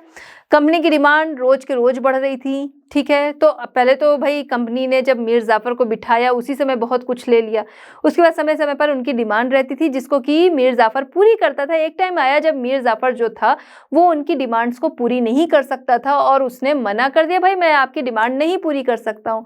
तो इनको लगा भाई ये तो हमारे हाथों की कठपुतली था, ये हमारी बात मान नहीं रहा है, अब हमें इसको हटाना पड़ेगा, इसकी जगह हम अपना एक नया रूलर लाएंगे। और इसीलिए 1760 में वो लोग लाते हैं मीर कासिम, जो कि कौन था, मीर जाफर का सन इन लॉ, ठीक है। वो मीर जाफर, ये मीर कासिम जो कि इनका सन इन लॉ था, इससे रिप्लेस कर दिया गया। यानी कि अब नवाब बनाया गया मीर कासिम को। अब मीर कासिम को नवाब बनाया गया तो जाहिर सी बात है नवाब बनने के बदले उसे भी कुछ देना पड़ेगा। जैसे उस बार हम लोगों ने देखा 300 लाख रुपीस और उसके अलावा 24 परगनाज, ये सारी चीज़ें दी गई थी। उसके अलावा ट्रेड जो था वो फ्री करने के लिए, ठीक। अब इस बार भी कुछ देना था, तो जैसे मिदनापुर हो गया, चिटगांव, बर्दवान, इन जगहों की जमींदारी जो थी वो मीर कासिम ने as a gift, as a उनका प्राइज जो कंपनी थी उसको दे दिया, ठीक है। अब इस तरीके से देखने से क्या लग रहा है, देखने से ये समझ में आ रहा है कि एक ट्रेडिंग कंपनी जो कि बाहर से आई थी यहाँ पर ट्रेड के लिए, अब वो क्या बन गई, वो बन गई किंग मेकर। क्यों? क्योंकि पहले उसने क्या किया, सिराजुद्दौला को हटा के बनाया मीर कासिम को रूलर, ठीक है, किंग बनाया। फिर मीर जाफर को, सिराजुद्दौला को हटाकर उन्होंने रूलर बनाया किसको, मीर जाफर को, और फिर मीर जाफर को हटाकर मीर कासिम को बनाया रूलर, ठीक है। तो जो कंपनी ट्रेड करने आई थी अब उसका ट्रांसफॉर्मेशन हो गया किंग मेकर के रूप में। बैटल ऑफ बक्सर 1764, याद रखना है बैटल ऑफ बक्सर 1764। इसके पहले बैटल ऑफ प्लासी हम लोगों ने डिस्कस किया था, जो कि सिराजुद्दौला और ब्रिटिश के बीच में हुआ था। वहां पर किसकी हार किसकी जीत, ये सारी चीजें आपको क्लियर है, ठीक है। तो बैटल ऑफ प्लासी जो था बहुत इंपॉर्टेंट था। उसके बाद हम बैटल ऑफ बक्सर पे आते हैं, ये भी बहुत इंपॉर्टेंट है, क्योंकि एक तरीके से वो क्या थी, वो फाउंडेशन थी। और यहाँ से क्या होता है, हमें देखने को मिलता है कि ये अब नेक्स्ट स्टेप है। तो नेक्स्ट स्टेप जो है वो भी बहुत इंपॉर्टेंट होते हैं, क्योंकि किसी की जो चालाकी, जो उसकी पॉलिसीज हैं, वो क्या है, वो और ज्यादा आगे बढ़ती जाएंगी, ठीक है। तो इसलिए ये भी बहुत इंपॉर्टेंट है। बिल्कुल आपको याद रखना है कौन सा युद्ध किनके बीच में हुआ, कब हुआ, ठीक है। तो बैटल ऑफ प्लासी जो था वो अभी हम लोगों ने डिस्कस किया। ये आपको पता चल जाएगा कि बैटल ऑफ बक्सर जो था वो किसके बीच में हुआ था, ठीक है। तो मीर जाफर, उसे गद्दी से हटाया जाता है और मीर जाफर के बाद बिठाया जाता है उसके सन इन लॉ मीर कासिम को। काजिम जो भी कह लीजिए, ठीक है, अलग अलग तरीके से लोग इसको बोलते हैं। तो मीर कासिम को गद्दी पे बिठाया जाता है। मीर कासिम जो कि बहुत ही कैपेबल रूलर था, और साथ ही साथ ये जो फॉरेन कंट्रोल था, इससे ये छुटकारा चाहता था, ठीक है। क्योंकि देखा था इसने कि मीर जाफर को किस तरीके से इन लोगों ने हैंडल किया, पूरी तरह से बंगाल को भी लूट लिया और फिर उसे गद्दी से हटा ही दिया, ठीक है। उसे अपना कठपुतली बना के रखा था। तो इस वजह से ही उनसे छुटकारा पाना चाहता था, जिसकी वजह से जल्द ही कुछ ऐसी पॉलिसीज रही होंगी, कुछ चीजें इसने मना की होंगी, जिसकी वजह से जल्द ही जो ब्रिटिश थे उनके बीच में और मीर कासिम के बीच में या फिर कासिम के बीच में जल्दी कॉन्फ्लिक्ट हो गए, ठीक है। अब ये कॉन्फ्लिक्ट जो है वो आगे एक बड़ा रूप भी लेंगे, है ना। तो अब उसको पता था कि आगे बहुत सारे स्टेप्स जो हैं वो आने वाले हैं, जो कि उसके लिए बुरे होने वाले हैं। इसलिए मीर कासिम ने क्या किया, सबसे पहली चीज अपनी फाइनेंशियल कंडीशन जो है उसको स्ट्रॉन्ग करना है। तो उसने इसलिए अपनी जो फाइनेंशियल कंडीशन थी उसको सुधारना शुरू किया। क्यों? क्योंकि अगर फाइनेंशियल अगर कंडीशन किसी की अच्छी रहेगी, तभी वो बड़ी आर्मी रख सकेगा, तभी वो फिर आर्मी के लिए नए नए वेपन्स जो हैं वो रख सकेगा, ठीक है। तो इसलिए उसने फाइनेंशियल कंडीशन जो थी उसको सुधार किया बंगाल में। फिर उसके बाद उसने जो आर्मी थी उसे बहुत स्ट्रॉन्ग किया। किस तरीके से? उनके जो वेपन्स थे वो भी नए तरीके के दिए, साथ ही साथ मॉडर्न वेपन्स, साथ ही साथ जो उनको ट्रेनिंग मिल रही थी वो यूरोपियन के द्वारा दिलवाया। अब यूरोपियन ट्रेनिंग मिल गई इनके आर्मी को, तो इससे क्या हुआ कि अब वो फाइट करने के लिए ज्यादा स्ट्रांग होंगे, ठीक है। क्यों? क्योंकि जो ब्रिटिश थे वो भी वहीं से आए थे, ठीक। तो फाइट के लिए ये ज्यादा अब रेडी थे, इसलिए अब ये सारी चीजों से इन दोनों के बीच में नाराजगी जो थी वो और ज्यादा बढ़ गई कि भाई ये जो आर्मी है अपने अकॉर्डिंग रख रहा है और बड़ी आर्मी रख रहा है, उनको वेपन्स भी दे रहा है और साथ ही साथ उनको जो ट्रेनिंग दे रहा है वो यूरोपियन ट्रेनिंग दे रहा है, जिसकी वजह से लोग जो थे वो बड़े नाराज हुए, ठीक है। अब इसके अलावा एक चीज और चल रही थी, दूसरी चीज ये चल रही थी कि जो प्रिविलेजेस मिले थे किसे, कंपनी के एम्प्लॉयज जो थे उनको, ठीक है। पहले क्या था कि आप फ्री ट्रेड करेंगे, आपको रेवेन्यू पे नहीं करना पड़ेगा, ये किसको कहा गया था? कंपनी को कहा गया था, ठीक है। कंपनी के लिए वो ट्रेड जो थे वो फ्री किए गए थे, ठीक है, कि वहां पर कस्टम ड्यूटी नहीं लगेगी। अब यूरोप से बहुत सारे ट्रेडर्स आए थे, उन्होंने भी यहाँ पर कस्टम ड्यूटी जो थी वो पे करना बंद कर दिया, वो भी नहीं दे रहे थे, ठीक है। तो ये दो तो नहीं दे रहे थे, जिससे बहुत बड़ा लॉस हो रहा था। इसके साथ ही साथ एक चीज और थी कि बोला क्या था, आपको याद होगा भी हम लोगों ने पहले बात की थी जब इसके बारे में हम लोग डिटेल में देख रहे थे। तो उस टाइम में क्या था कि बोला गया था कि नवाब की तरफ से कि कंपनी जो है वो अपने एम्प्लॉयज को पास या दस्तक या परमिट जो है वो जारी कर सकती है, जिससे कि जैसे पास होता है कहीं का ना कि आप वो दिखा देते हो फिर पैसे नहीं लगते हैं, तो वही पास यहाँ पर बन रहा था, ठीक है। तो वो पास अगर दिखा दिया तो उनका जो ट्रेड वो कर रहे हैं उसमें कस्टम ड्यूटी नहीं देनी पड़ेगी। तो इस तरीके के पास उनके पास बने हुए थे। अब ये लोग करने क्या लगे, जो इंडियन ट्रेडर थे उनको वो पास बेचने लगे, ठीक है। तो वहां से क्या था, इंडियन ट्रेडर जो थे वो रेवेन्यू से बच रहे थे और उससे कुछ कम अमाउंट जो था वो पास उनसे खरीदने में दे रहे थे, ठीक है। तो इस वजह से उनका भी फायदा हो रहा था, इसलिए इंडियन ट्रेडर जो थे वो उस पास को इनसे ले रहे थे। तो यानी कि अब टैक्स फ्री ट्रेड करने वाले ये तीन ग्रुप आ गए। अब इसमें सबसे बड़ा नुकसान किसका था? सबसे बड़ा नुकसान जो था वो नवाब का था, पहली चीज। क्यों? क्योंकि उनके पास एक बड़ा रेवेन्यू जो आता, जो कि एक अच्छा खासा सोर्स होता है, वो उससे डिप्राइव्ड हो रहे थे, ठीक है। वो उन्हें नहीं मिल रहा था, उससे वंचित हो रहे थे। साथ ही साथ बड़ा लॉस था किसका? जो इंडियन ट्रेडर थे, जिनको कि अच्छा खासा टैक्स पे करना पड़ रहा था, ठीक है। तो ये बड़ी बुरी कंडीशन थी, चाहे नवाब हो उनके लिए, ठीक है, और साथ ही साथ जो इंडियन ट्रेडर थे जिनको कि बहुत ज्यादा टैक्स पे करना पड़ा था उनके लिए, इन दोनों के लिए ये कंडीशन जो थी वो बहुत ही बुरी थी और नवाब जो थे वो डिप्राइव्ड हो रहे थे इस रेवेन्यू को पाने से। तो एक बड़ा रेवेन्यू लॉस हो रहा था जिसको कि पूरा करना बहुत जरूरी था। इसके लिए मीर कासिम ने क्या किया, अबॉलिश कर दिया जो पहले से प्रिविलेजेस मिल रहे थे, कस्टम फ्री ड्यूटी वो लोग ट्रेड जो था वो कर रहे थे ब्रिटिश, तो उसने क्या किया कि उस प्रिविलेजेस को हटा दिया कि भाई टैक्स जो है वो आपको भी पे करना पड़ेगा, चाहे कंपनी एम्प्लॉय है चाहे यूरोपियन ट्रेड है, आप सभी को टैक्स पे करना पड़ेगा, जिससे वो बहुत भड़क गए। जाहिर सी बात है जिसको प्रिविलेजेस पहले से मिल रहे हैं अगर उनके प्रिविलेजेस छीन लिए जाएंगे तो नाराज हो गई। उसी तरह ये भी बड़े नाराज हो गए, वैसे भी अपने को बड़ी पावर समझते थे तो ये बहुत नाराज हो गए। अब इससे होगा क्या, इससे एक तरफ मीर कासिम जो है वो कह रहा है भाई तुम्हें रेवेन्यू जो है वो देना पड़ेगा, इधर ये कह रहे नहीं भाई हम भारतीय जो इंडियन है वो दे रहे हैं टैक्स बट हम नहीं देंगे, हम उनकी बराबरी करने नहीं जाएंगे। तो दोनों में फाइट होना मतलब होगी, क्योंकि एक तरफ कह रहा है कि भाई देना तो पड़ेगा, दूसरा कह रहा है नहीं देना है, तो अब इनके बीच में युद्ध होता है। ठीक है, 1763 में जो मीर कासिम था और ब्रिटिश थे इनके बीच में युद्ध हुआ। अब इस युद्ध में मीर कासिम जो है वो हार जाता है। ठीक है, 1763 में युद्ध होता है किसके बीच में, ब्रिटिश और मीर कासिम, जहां पर डिफीट होता है कौन, मीर कासिम। और मीर कासिम जब डिफीट होता है तो फिर जाहिर सी बात है गद्दी पर अब कोई और बैठेगा। कौन बैठेगा, ब्रिटिश उसी को लाएंगे जो उनकी बात मानेगा, जो उनके हाथों का पपेट बनेगा। तो वो लोग वापस से मीर जाफर को गद्दी पर बिठाते हैं। मीर जाफर को गद्दी पे तो वो लोग बिठा देते हैं, लेकिन क्या मीर कासिम जो है वो शांत बैठेगा, नहीं, वो वापस से अपना थ्रोन चाहेगा। भाई पहले वो नवाब बन के बैठा था, अब उसको हटा दोगे तो वैसे तो मानेगा नहीं, वापस से अपना थ्रोन चाहेगा, जिसके लिए वो भागता है किधर, अवध की तरफ। अवध के नवाब शुजाउद्दौला के पास हो जाता है।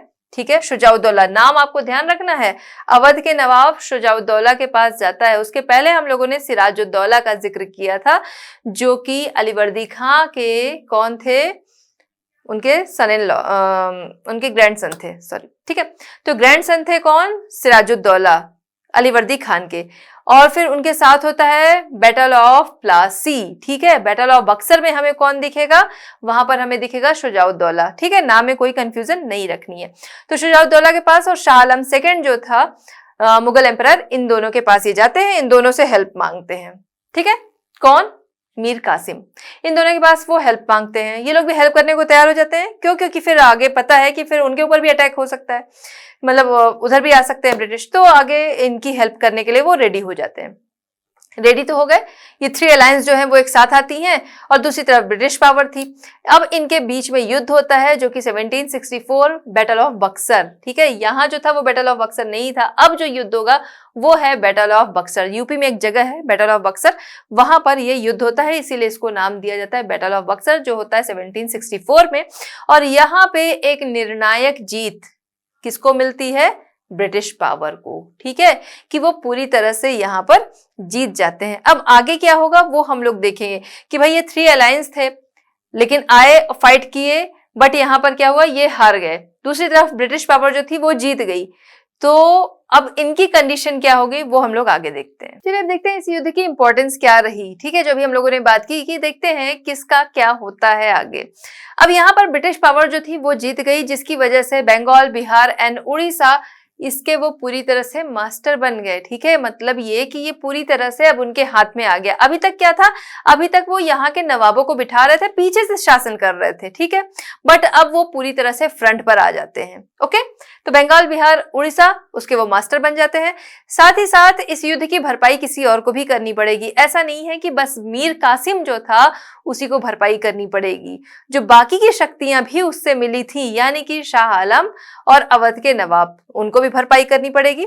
इसकी वजह से अवध और मुगल एम्परर जो था, इन दोनों पर पॉलिटिकल इन्फ्लुएंस जो है वो इनका हो जाता है, यानी कि पॉलिटिकल प्रभाव जो था अब ब्रिटिश जो है इनके हाथ में रहेगा इन जगहों का। ठीक, इसके अलावा क्या होता है कि ब्रिटिश रूल की इंडिया, इसी के साथ ही साथ इंडिया में ब्रिटिश रूल की फाउंडेशन जो है वो रखी जाती है। अभी तक पीछे से शासन हो रहा था, अब ब्रिटिश रूल की फाउंडेशन यहाँ से फाइनली रख दी जाती है। और इसी दौरान रॉबर्ट क्लाइव, जिसको कि हम लोग रिकवरी ऑफ कलकत्ता के टाइम देखे थे, वो वापस से इंडिया आता है और अब वो बंगाल का गवर्नर बन के आता है। ठीक है, तो बंगाल के गवर्नर के रूप में कौन आता है? Robert Clive. चलिए अब हम देखते हैं द ट्रीटी ऑफ इलाहाबाद 1765। 1765 में एक ट्रीटी जो है वो साइन की जाती है, किसके बीच में? जो ब्रिटिश थे और साथ ही साथ अवध के नवाब शुजाउद्दौला के बीच में। ठीक है, तो ये ट्रीटी जो थी रॉबर्ट क्लाइव जो थे उन्होंने साइन करवाया यहाँ पर 1765 में। ट्रीटी ऑफ इलाहाबाद क्या था? इसके तहत ये था कि जो ब्रिटिश थे अब उनको जीत मिल गई। ठीक है, अवध के नवाब जो थे उस युद्ध में बैटल ऑफ बक्सर जो था वहां पर उन्होंने पार्टिसिपेट किया, जहां पर हार उनको हाथ लगी और उसकी भरपाई उन्हें करनी पड़ेगी। जरूर वो किसी और की तरफ से गए थे बट उन्होंने पार्टिसिपेट किया था इसलिए, और हार गए तो भरपाई उन्हें करनी है। तो भरपाई ये करनी थी कि अवध जो है वो वापस कर दिया गया। ब्रिटिश जो थे उन्होंने बोला कि तुम्हारा अवध तुम ले लो, लेकिन 2 डिस्ट्रिक्ट चाहिए। कौन से चाहिए? वो डिस्ट्रिक्ट थे इलाहाबाद एंड कोरा, 2 डिस्ट्रिक्ट उन्होंने मांग लिए। अब ये तो भाई देना ही पड़ेगा, तो ठीक है, इसके लिए ट्रीटी जो थी वो साइन कर दी गई। ये 2 डिस्ट्रिक्ट जो थे इलाहाबाद और कोरा, ये इन्होंने ले लिए, ब्रिटिश जो थे इन्होंने। इसके अलावा उन्होंने बोला कि भाई जो युद्ध में हानि हुई है, ठीक है, वॉर इंडेमिनिटी, ये आपको 50 लाख रुपीस देना पड़ेगा। वॉर इंडेमिनिटी मतलब ये कि जब युद्ध हुआ, तुमने पार्टिसिपेट किया, तुम्हारी वजह से भी हमारा नुकसान हुआ, ठीक है, तो उसकी भरपाई करनी पड़ेगी। वो इन्होंने 50 लाख रुपीस मांगे, उस ट्रीटी के तहत देना ही पड़ेगा। इसके अलावा उन्होंने बोला कि नवाब हम तुम्हें देंगे सुरक्षा, ठीक है, लेकिन जो सुरक्षा हम देंगे, ठीक है, जो सेना हम देंगे तुम्हारी सुरक्षा के लिए, उसकी भरपाई या फिर कह सकते हैं मतलब उसके खर्चे जो हैं, भरपाई क्या, उसके खर्चे जो हैं वो तुम्हें देने पड़ेंगे। ये लोग क्या थे? ये लोग तरह तरह से तरीके जो थे वो निकालते थे कि भाई कहाँ से पैसे कितने किससे ले सकें।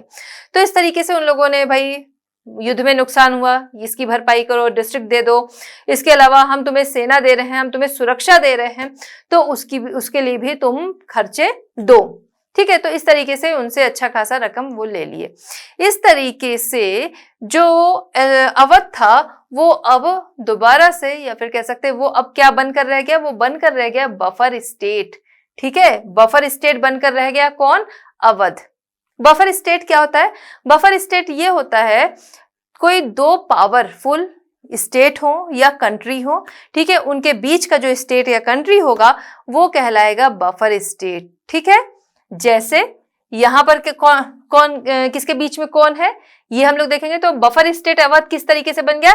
इधर मराठा जो है ये बहुत पावरफुल थे, दूसरी तरफ बंगाल, बिहार एंड उड़ीसा, ये पूरा जो एरिया था, ये पूरा एरिया किसके हाथ में आ गया? ब्रिटिश के हाथ में आ गया। ठीक है, ये चीजें हम डिस्कस कर चुके हैं हम लोग।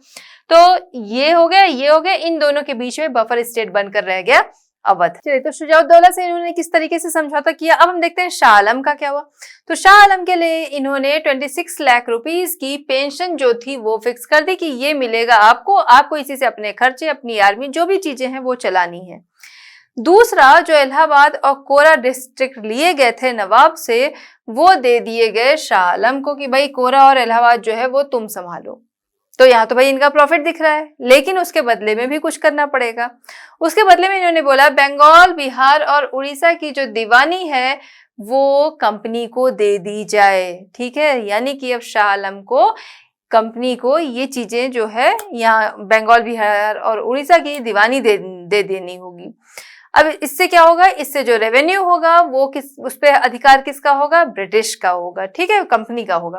ठीक, the control of Bengal by the company was made legal, और इस तरीके से बंगाल पर जो कंपनी का कंट्रोल था वो लीगल हो गया। अभी तक क्या था? जबरदस्ती कर रहे थे, अब लीगल। क्यों? क्योंकि ये लोग जीत के चीजें अपने हाथ ले रहे थे, ट्रीटी साइन करा के ले रहे थे, समझौते जो थे वो करके ले रहे थे, जिससे कि अब क्या है, अब उनका जो बंगाल पे कंट्रोल था ये लीगल बन गया। ठीक है, puppet nawab had no military, no administrative power. ठीक है, अब जो नवाब रहेगा वो क्या रहेगा? वो पूरी तरह से पपेट रहेगा, क्योंकि अब तो लीगली इनका कंट्रोल हो गया, पहले ही पपेट बना के रखा था। तो अब क्या है, जो नवाब है उसके पास कोई मिलिट्री नहीं होगी, साथ ही साथ कोई एडमिनिस्ट्रेटिव पावर नहीं होगी। मीर जाफर था, मीर जाफर की डेथ हो जाती है कब? 1765 में। मीर जाफर के बाद उनके बेटे को यहाँ का नवाब बनाया जाता है। ठीक है, अब मीर जाफर के बाद कौन गद्दी पर बैठता है? मीर जाफर का बेटा। उसके साथ भी ये लोग क्या करते हैं, एक ट्रीटी जो है वो साइन कराते हैं। ठीक है, ट्रीटी जो थी वो साइन कौन कराता है? Robert Clive. ये ट्रीटी क्या थी? इस ट्रीटी के तहत पहली चीज ये कि जो नवाब है, यानी कि अब जिसको मीर जाफर की जगह बैठाया गया उसका बेटा, तो नवाब जो है उसे अपनी आर्मी जो है वो डिसबैंड करनी होगी, यानी भंग करनी होगी। इसका मतलब कि वो अब अपनी पास अपनी आर्मी जो है वो नहीं रख सकेगा। इसके अलावा जो उसकी निजामत पावर है, निजामत पावर से मतलब कि वो निजाम है, तो जो निजाम की जो पावर है उसे निजामत पावर नाम दिया गया। तो जो उसकी निजामत पावर है वो उसको देनी पड़ेगी, किसे? कंपनी के द्वारा अपॉइंट होगा डिप्टी नवाब। ठीक है, तो निजामत पावर जो निजाम है वो दे देगा डिप्टी नवाब को, जो कि अपॉइंट हुआ रहेगा किसके द्वारा? कंपनी के द्वारा। और जो डिप्टी नवाब है उसे कभी भी नवाब जो है वो हटा नहीं सकेगा। ठीक है, मतलब हर तरीके से ये लोग पूरी तरह से घेरने की तैयारी कर लिए कि कहीं से भी आप बच नहीं सकते हो। ठीक है, आप आर्मी नहीं रख सकते हो, आपकी जो पावर है वो पावर भी आप हमारे आदमी के दे दोगे और उस आदमी को आप कभी हटा नहीं सकोगे। देखो पहले भी इनकी पावर थी, पपेट बना के रखा था इन्होंने, ठीक है, मीर कासिम, लेकिन उनके अगेंस्ट आवाज उठा सका क्योंकि तब चीजें जो थी वो पूरी तरह से लीगली नहीं थी। अब ये लोग जीत लिए थे तो अब लीगल हो गई थी चीजें और ये लोग तरह तरह की ट्रीटी जो थी वो साइन कराने लगे। इसके अलावा नवाब को दिए जाते थे 53 लाख रुपीस पर ईयर, उसे भी रिड्यूस कर दिया गया। ठीक है, तो वो इस ट्रीटी में ये सारी चीजें थी कि ये चीजें करके और फिर इसके अलावा ये भी रिड्यूस कर दिया गया। इस तरीके से कंपनी जो थी अब वो पूरी तरह से रियल बंगाल का रियल रूलर जो है वो बन गई। ठीक है, 1765 में कंपनी पूरी तरह से बंगाल की रूलर बन गई।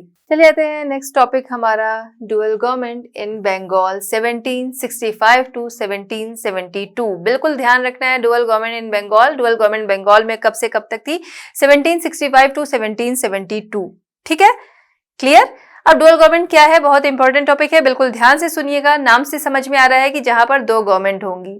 ठीक है, तो बंगाल जिसकी पावर जो थी वो पूरी तरह से कंपनी के हाथ में आ गई थी, तो कंपनी ने वहां पर डुअल गवर्नमेंट वाला सिस्टम रख दिया। क्या? पहला था नवाब। ठीक है, पहली गवर्नमेंट जो थी वो थी नवाब, दूसरी गवर्नमेंट जो थी वो थी कंपनी। ठीक है, अब जैसे पावर अगर बांट लेंगे तो ज्यादा अच्छे से चीजें चलेंगी, बट यहाँ पर उस तरीके का सीन नहीं था। यहाँ पर किया गया कि नवाब जो थे उनको जनरल एडमिनिस्ट्रेशन जो है वो दे दिया गया, साथ ही साथ लॉ, ऑर्डर, जस्टिस, ये सबको मेंटेन रखने का काम जो था वो, यानी कि जो रिस्पॉन्सिबिलिटीज थी वो नवाब को दे दी गई। अब जो प्रॉफिट्स थे वो कंपनी ने अपने पास रख लिए। पहली चीज मिलिट्री पावर बहुत जरूरी है, तो कंपनी ने अपने पास रखा। दूसरा, right to collect and use the revenue. Revenue जो मिलता था, इनकम का सबसे बड़ा सोर्स था, है ना, रेवेन्यू। तो रेवेन्यू को कलेक्ट करने का और यूज करने का राइट कंपनी ने अपने पास रख लिया। तो ये थी डुअल गवर्नमेंट बंगाल में, जिसे कि 1765 में रॉबर्ट क्लाइव ने बंगाल को इंट्रोड्यूस कराया। ठीक है, क्लियर? डुअल गवर्नमेंट किसने इंट्रोड्यूस कराया? रॉबर्ट क्लाइव ने। कब? 1765 में बंगाल में। और ये क्या था dual government system? I hope कि क्लियर हो गया होगा आपको। तो डुअल गवर्नमेंट हमने देखा कि बंगाल में डुअल गवर्नमेंट जो थी वो एस्टेब्लिश कर दी गई, जिसमें से एक गवर्नमेंट ऐसी थी जिसके पास क्या था, कोई राइट्स नहीं थे, कोई रिसोर्सेज नहीं थे, बट उसके पास बहुत सारी रिस्पॉन्सिबिलिटीज थी। दूसरी तरफ दूसरी गवर्नमेंट ऐसी थी जिसके पास कोई रिस्पॉन्सिबिलिटी नहीं थी, बट रिसोर्सेज, राइट्स जो थे वो सारे उसी के थे, जिसकी वजह से कंडीशन जो थी वो बहुत ज्यादा बुरी होने लगी। क्यों? क्योंकि कंपनी जो थी वो पब्लिक या कह सकते हैं सिटीजन जो थे उनके वेलफेयर के लिए कोई भी काम करने में इंटरेस्टेड नहीं थी। दूसरी तरफ जो नवाब थे वो अगर काम करना भी चाहे पब्लिक के लिए तो उनके पास न राइट्स थे और न रिसोर्सेज थे, जिसकी वजह से कंडीशन बहुत ज्यादा बुरी होने लगी। अभी जो रेवेन्यू कलेक्ट करने का काम था, ठीक है, तो वो दिया गया इंडियन ऑफिशियल्स को। अब उनको दिया गया, अब वो क्या था कि वो रेवेन्यू तो कलेक्ट करेंगे, लेकिन साथ ही साथ उनको वहां से प्रॉफिट हो रहा है, जिसकी वजह से उनकी लालच, उनका करप्शन जो था वो बढ़ता गया। तो ऐसे में क्या रहा, जो फार्मर्स थे उनकी कंडीशन सबसे ज्यादा दयनीय थी। ठीक है, क्यों? क्योंकि उन्हें रेवेन्यू का जो सबसे बड़ा पोर्शन आता है वो कहां से आता है? वो फार्मर के ही पास से आता है। ठीक है, तो अब चाहे खेती अच्छी हो रही नहीं हो रही, बट जबरदस्ती उनसे जो टैक्स था या जो रेवेन्यू था वो वसूला जाता था। ठीक है, ऐसे में उनकी कंडीशन एकदम बिगड़ने लगी। The company was not interested in public welfare, company जो थी उनके लिए कुछ नहीं करना चाहती थी। ऐसे में एक बड़ा काम हुआ, या फिर कह सकते हैं एक बड़ा झटका लगा, बंगाल फेमाइन। ठीक है, ऐसे में ही बंगाल में क्या था, अकाल पड़ गया, जिसकी वजह से वहां की लगभग 1/3 पॉपुलेशन जो थी उसकी डेथ हो गई। ठीक है, अकाल पड़ने की वजह से। कंडीशन वैसे ही पहले से बिगड़ी हुई थी, अकाल पड़ गया तो कंडीशन और बिगड़ गई, जिससे कि बहुत सारे लोगों की डेथ हो गई। अब ऐसे में डुअल गवर्नमेंट की जो बुराइयां थी वो सामने दिखने लगी। क्यों? पहले नहीं दिख रही थी, अब क्या था, जब लोगों की डेथ हुई वो किससे हुई, अकाल से हुई। अकाल जो पड़ा, फेमाइन जो पड़ा, उसके लिए कोई भी इंतजाम नहीं किए गए, पब्लिक वेलफेयर के लिए कोई काम नहीं किए गए, जिसकी वजह से अब इस गवर्नमेंट की बुराइयां जो थी वो दिखाई देने लगी। और इस तरीके से जो बंगाल का एडमिनिस्ट्रेशन था वो कोलैप्स कर गया।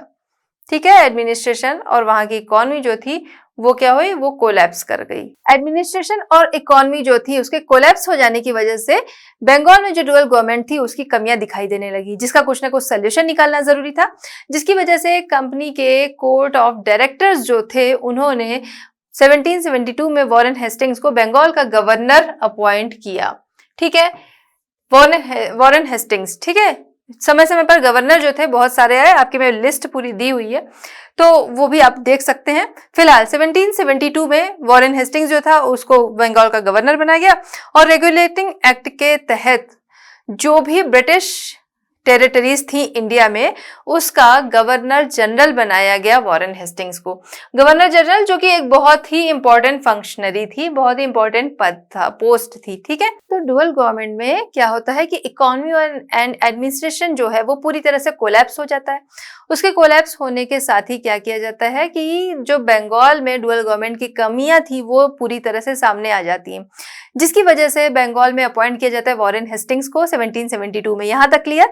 तो वॉरेन हेस्टिंग्स जो आते हैं यहाँ पर गवर्नर बनकर, वो बहुत ही एक कॉम्पिटेंट एडमिनिस्ट्रेटर रहते हैं। ठीक है, जो कि चीजों को बड़े सही तरीके से, मतलब एकदम सोच समझ के चीजों को चलते हैं, जिसकी वजह से वो आते ही उन्होंने क्या किया कि डुअल गवर्नमेंट जो थी उसे अबॉलिश कर दिया। मतलब अब डुअल गवर्नमेंट नहीं रहेगी।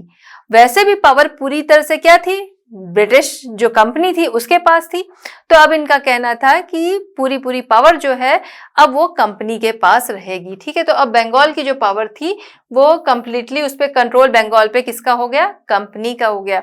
इसके अलावा नवाब की तो कोई भूमिका थी नहीं, वो बस नाम के लिए नवाब रह गए थे, इसलिए उन्होंने बोला कि भाई इनको पेंशन देने की क्या जरूरत है, जबरदस्ती खर्च करने की या एक पोस्ट देने की। तो उन्होंने क्या किया, नवाब जो थे उन्हें उनकी पोस्ट से भी हटाया, साथ ही साथ उनकी जो पेंशन थी उसे भी इन्होंने क्लोज करा दी। ठीक है, अब इसके साथ ही क्या हुआ कि जो ट्रेजरी थी इनकी, जो कि मुर्शिदाबाद थी, मुर्शिदाबाद से इन्होंने कैलकाटा शिफ्ट करा दी। ठीक है, ट्रेजरी मुर्शिदाबाद से, या अपना जो शाही खजाना था उसको इन्होंने शिफ्ट करा दिया, कहाँ, राजकोष जो था वो शिफ्ट करा दिया गया मुर्शिदाबाद से कैलकाटा। इसी टाइम में कैलकाटा को इन्होंने अपनी जो टेरिटरीज थी उसके लिए कैपिटल बना लिया। ठीक है, और यहां से इन्होंने फाउंडेशन रखी बंगाल में ऑर्गेनाइज सिस्टम ऑफ गवर्नेंस। ठीक है, organise system of governance Bengal में इसकी फाउंडेशन रखी किसने, वॉरेन हेस्टिंग्स ने। ठीक है, तो यहां पर इस तरीके से डुअल गवर्नमेंट जो थी उसका अंत होता है, और इस तरीके से ये चैप्टर जो है वो कंप्लीट होता है। चैप्टर बहुत इंटरेस्टिंग था। आई होप कि आपकी चीजें जो थी, आपके जो डाउट्स थे वो यहाँ पर क्लियर हुए होंगे। तो बच्चों, इस तरह हमारा ये चैप्टर कंप्लीट होता है। मिलते हैं next chapter at learn hub. Learn hub free है पर बेस्ट है।